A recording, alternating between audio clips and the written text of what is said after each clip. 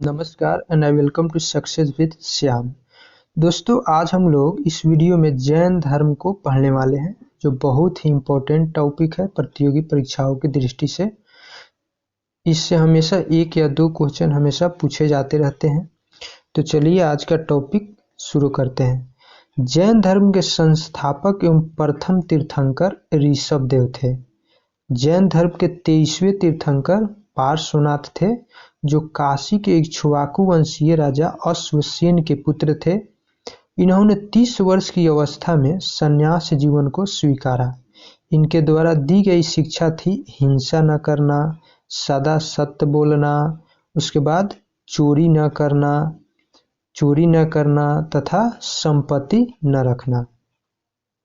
उसके बाद महावीर स्वामी जैन धर्म के 24वें एवं अंतिम तीर्थंकर हुए।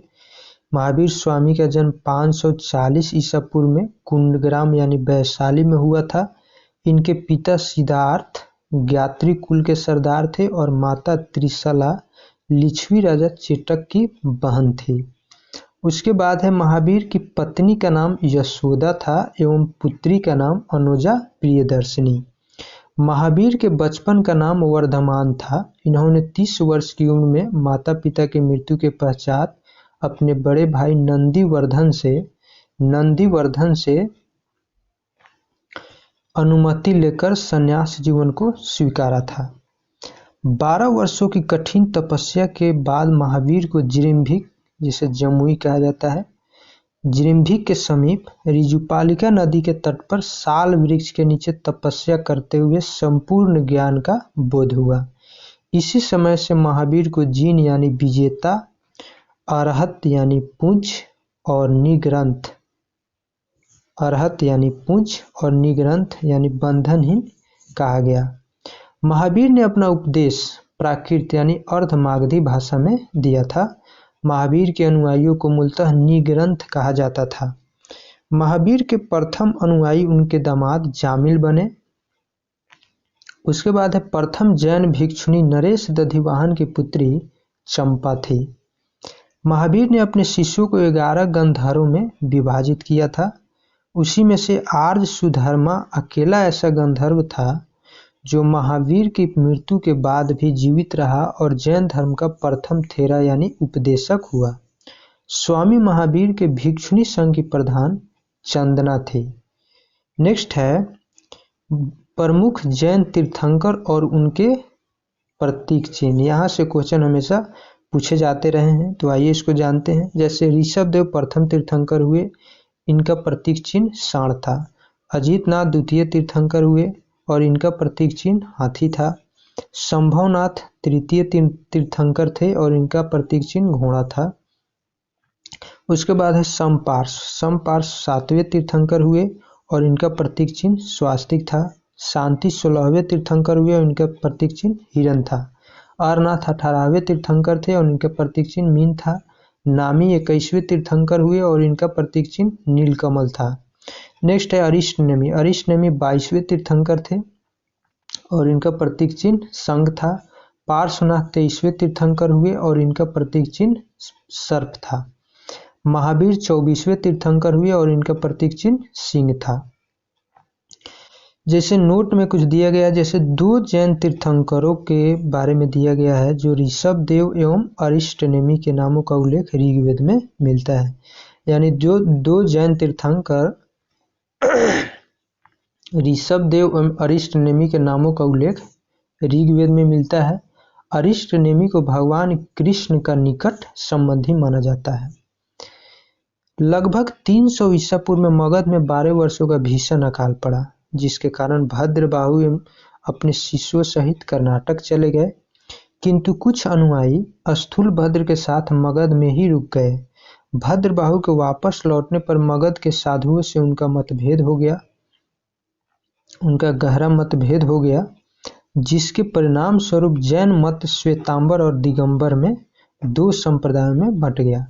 स्थूलभद्र के शिष्य श्वेतांबर यानी श्वेत वस्त्र धारण करने वाले एवं भद्रबाहु के शिष्य दिगंबर यानी नग्न रहने वाले कहलाए। जैसे जैन संगीतियों के बारे में दिया गया है, तो प्रथम जैन संगीति 300 ईसा पूर्व में पाटलिपुत्र में हुआ था और इसके अध्यक्ष स्थूलभद्र थे। द्वितीय बौद्ध संगीति 6ठी शताब्दी में हुआ था और इस यहाँ वल्लभी में यानी गुजरात में हुआ था। इसके अध्यक्ष क्षमाश्रवण थे। जैन धर्म के त्रिरत्न के अंतर्गत सम्यक दर्शन, सम्यक ज्ञान और सम्यक आचरण आता है। उसके बाद है त्रिरत्न के अनुशीलन में यानी उसके पालन करने के लिए 5 महाव्रतों का पालन अनिवार्य है। इसमें अहिंसा, सत्यवचन, अस्तेय, अपरिग्रह, ब्रह्मचर्य शामिल है। जैन धर्म में ईश्वर की मान्यता नहीं है, बहुत ही इंपॉर्टेंट है। जैन धर्म में ईश्वर की मान्यता नहीं है। उसके बाद है जैन धर्म में आत्मा की मान्यता है, यानी ईश्वर की मान्यता नहीं है, आत्मा की मान्यता है। महावीर पुनर्जन्म एवं कर्मवाद में विश्वास करते थे। जैन धर्म के सप्तभंगी ज्ञान के अन्य नाम स्यादवाद और अनेकांतवाद है, यानी सप्तभंगी ज्ञान को स्यादवाद और अनेकांतवाद के नाम से भी जाना जाता है। जैन धर्म ने अपने आध्यात्मिक विचारों को सांख्य दर्शन से ग्रहण किया था। जैन धर्म मानने वाले कुछ राजा थे जैसे उदयीन, वंद राजा, चंद्रगुप्त मौर्य, कलिंग नरेश खारवेल, राष्ट्रकूट राजा अमोघवर्ष और चंदेल शासक, ये सब जैन धर्म मानने वाले राजा थे। उसके बाद है मैसूर के गंग वंश के मंत्री चामुंड के प्रोत्साहन से कर्नाटक के श्रवणबेलगोला में 10वीं शताब्दी के मध्य भाग में विशाल बाहुबली की मूर्ति यानी गोमतेश्वर की मूर्ति का निर्माण किया गया। गोमतेश्वर की प्रतिमा कायोत्सर्ग मुद्रा में है। यह मूर्ति 18 मीटर ऊंची है एवं एक ही चट्टान को काटकर बनाई गई है। खजुराहो में जैन मंदिरों का निर्माण चंदेल शासकों द्वारा किया गया था। मौर्योत्तर युग में मथुरा जैन धर्म का प्रसिद्ध केंद्र था। मथुरा कला का संबंध जैन धर्म से है। जैन तीर्थंकरों की जीवनी भद्रबाहु द्वारा रचित कल्पसूत्र में है। उसके बाद है 72 वर्ष की आयु में महावीर की मृत्यु यानी निर्वाण की प्राप्ति हो गई महावीर स्वामी को 468 ईसा पूर्व में बिहार राज्य के पावापुरी जो राजगीर में पड़ता है।